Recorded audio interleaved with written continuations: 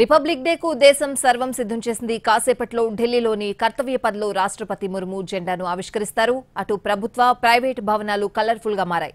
టెర్రరిస్టుల హెచ్చరికలతో ఢిల్లీలో high security zone ప్రకటించారు. ఇక తెలుగు రాష్ట్రాల్లో సైతం ఉత్సవాలకు ముస్తాబయ్యాయి. 75వ గణతంత్ర దినోత్సవ వేడుకల కోసం దేశం సిద్ధమైంది. అధికారికంగా వేడుకలు జరిగే కర్తవ్య పథ్ అందంగా ముస్తాబైంది.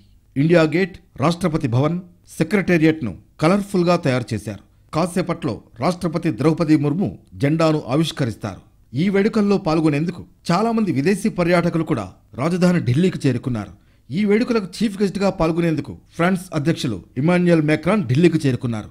ఈ సన్నాహాలు వేడుకల్లో ఎలాంటి అవాంఛనీయ సంఘటనలు జరగకుండా చూసేందుకు వేలాది మందితో కూడిన భద్రతా బలగాలు సిద్ధంగా ఉన్నాయి.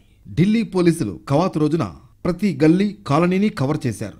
డ్యూటీ పాత్ చుట్టుపక్కల 14,000 మంది భద్రతా సిబ్బందిని మోహరించారు. 77,000 మందికి పైగా అతిథుల భద్రత కోసం పటిష్టమైన ఏర్పాట్లు చేశారు. వివిధ భద్రతా దళాలు సమన్వయంతో పనిచేస్తాయని Delhi security special commissioner Deependra Pathak తెలిపారు. భద్రతా సిబ్బందితో పాటు కమాండోలు, క్విక్ రియాక్షన్ టీం, పీసీఆర్ వ్యాన్లు, స్వాట్ టీంలను పలుచోట్ల మోహరించారు. ఎలాంటి పరిస్థితినైనా ఎదుర్కొనేందుకు ఢిల్లీ పోలీసులు సిద్ధంగా ఉన్నారని చెప్పారు. కాశ్మీర్ నుంచి కన్యాకుమారి వరకు దేశం ముస్తాబైంది. ప్రభుత్వ ఆఫీసులను సుందరంగా ముస్తాబు చేశారు. రంగురంగుల విద్యుత్ దీపాలతో జిగేల్మనే విధంగా తయారు చేశారు. ముంబై, కోల్కతాతో పాటు ప్రధాన నగరాల్లో ప్రత్యేక అలంకరణ చేశారు.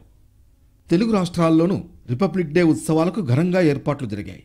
సెక్రటేరియట్, అసెంబ్లీ భవనాలను రంగురంగుల విద్యుత్ దీపాలతో అలంకరించారు.